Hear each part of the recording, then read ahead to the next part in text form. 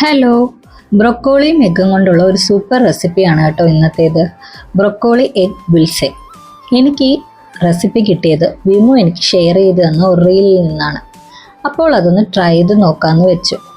ആദ്യം തന്നെ ബ്രൊക്കോളി ചൂടുവെള്ളത്തിൽ ഒരു 15 മിനിറ്റ്സ് ഇട്ട് വെച്ചതിന് ശേഷം നല്ലപോലെ തോർത്തിയെടുക്കുക.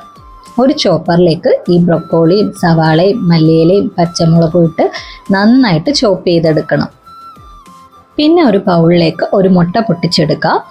പൊട്ടിപ്പോകാതെ അതിൻ്റെ യെല്ലോ പാർട്ട് മാറ്റി വയ്ക്കുക. വൈറ്റ് പാർട്ടിലേക്ക് ചോപ്പ് ചെയ്ത് വെച്ചിരിക്കുന്ന മിക്സും ചില്ലി ഫ്ലേക്സും പെപ്പർ പൗഡറും ഉപ്പും കൂടി ചേർത്ത് നന്നായിട്ട് മിക്സ് ചെയ്യുക.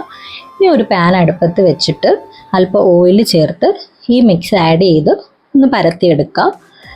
പിന്നെ ഇതിൻ്റെ മിഡിലേക്ക് ആ യെല്ലോ പാർട്ടും കൂടി ആഡ് ചെയ്ത് അടച്ചു വെച്ച് കുക്ക് ചെയ്യുക. അപ്പം നമ്മുടെ ബ്രൊക്കോളി എഗ് ബുൾസൈ ഇവിടെ റെഡിയായി.